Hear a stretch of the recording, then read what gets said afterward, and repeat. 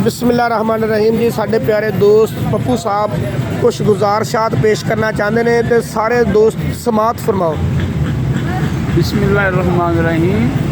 अल्लाह ताला ने हर शय की हद बनाई है, हर शय की हद बनाई है।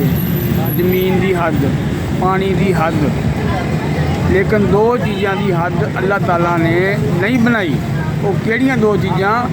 नबी पाक सल्लल्लाहु अलैहि वसल्लम की हद नहीं है, अल्लाह पाक की हद नहीं है। शान दी, अजमत दी, हाँ जी, हर चीज़ की हद है, लेकिन अल्लाह वारुल वरा यानी कि अल्लाह यानी कि अव्वल से भी पहले आखिर तक अव्वल और आखिर।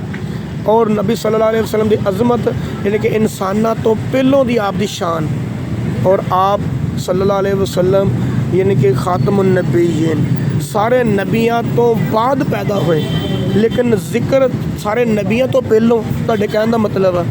और आप खातमुन नबीयीन पैदा हुए, सारे नबियां ने आप दी इक्तदा च नमाज पढ़ी, तो आप नूं इमामुल अंबिया दा लकब भी अता होया और आपने इमामत कराई भी, तुहाडे कहने का मतलब। और उस तो बाद अल्लाह पाक ने रूए ज़मीन दे उत्ते जिथे जिथे फरमाया कि जिस शहर दा मैं रब वां, मेरा मुस्तफा उस शहर दा नबी है। ये मेरे नबी दी अजमत आ और बड़ी बुलंदी वाली अजमत आ कि नबिया ने भी आप दा कलमा पढ़िया।